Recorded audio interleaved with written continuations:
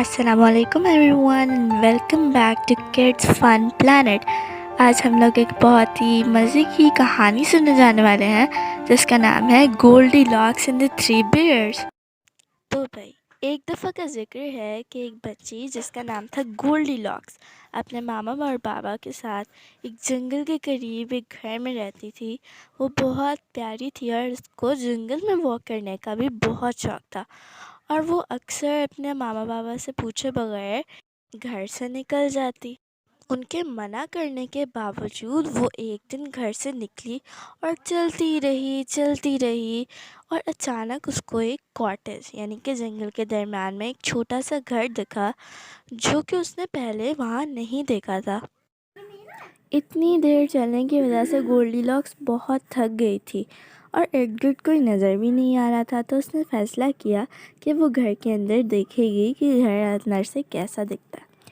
اس نے پہلے تو تھوڑا سا دروازہ کھولا اور جب اندر کوئی نظر نہیں آیا تو وہ گھر کے اندر داخل ہو گئی۔ گھر اندر سے بہت خاموش اور صاف تھا۔ وہاں درمیان میں ایک میز تھی جس کی سائڈس پر 3 کرسیاں رکھی تھیں۔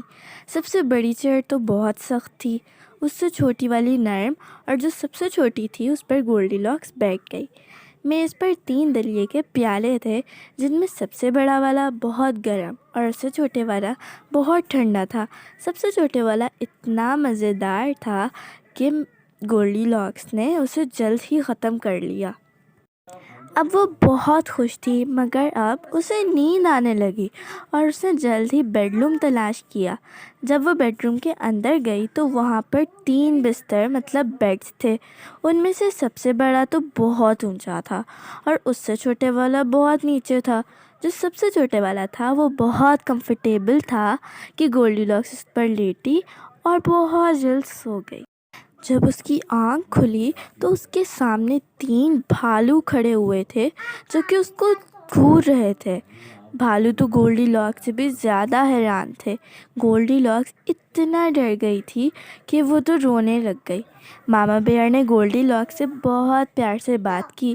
انہوں نے اسے بتایا کہ وہ جنگل میں واک کرنے گئے تھے۔ جب انہوں نے کہا کہ وہ اسے اس کا گھر کا راستہ بتائیں گے اور اس کو گھر تک چھوڑ کے آئیں گے تو گولڈی لاکس بہت خوش ہوئی اور اس نے اپنے آنسو صاف کیے۔ وہ اس کو اس کے گھر کے دروازے پر، جہاں اس کے ماما اور بابا اس کا انتظار کر رہے تھے، وہاں پر چھوڑ کر آئے۔ اس دن کے بعد سے گولڈی لاکس کبھی بھی اپنے ماما بابا کی اجازت کے بغیر گھر سے زیادہ دور نہیں نکلی، اور اس نے اس دن کے بعد سے ان بھالوؤں کو تلاش کرنے کی بہت کوشش کی، لیکن اس نے وہ کاٹیج پھر دوبارہ کبھی نہیں دیکھی۔